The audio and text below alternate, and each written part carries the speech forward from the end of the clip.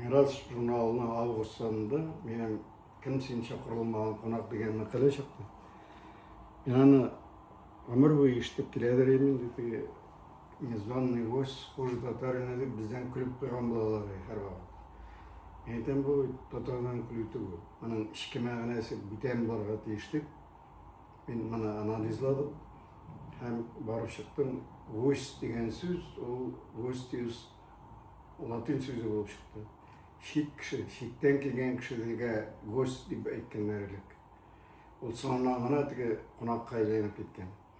Пушкин шырында ол мына шул мағынада жүрген болған. Шет кіші, шеттен келген, келмешек кіші деген сөз.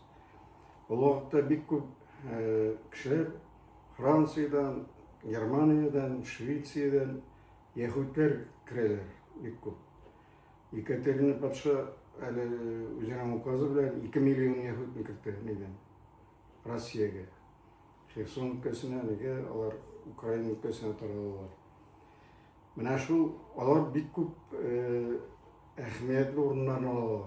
Аптекадан башлап, бөтен укыту чагында банкир, бөтен ниләр алар була.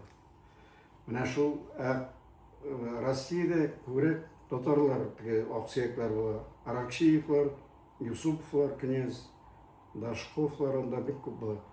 Менә шулар белән чагыштырып әйтә Пушкин. Бездә Бенкендорф Пекиндан да ул вакытта бик не була, өченче отделение начальнигы. Пушкиннарны эзәрлекләп тора торган цензура белән. Менә барсы да алар килгән кешеләр булалар, килмешәкләр. Менә шул үзебезнең татарга караганда килмешәк яһудлар начаррак дигән сүзне әйткән Пушкин. Мәгънәсе шулай. Киресенчә, безнең татардан килмәгән.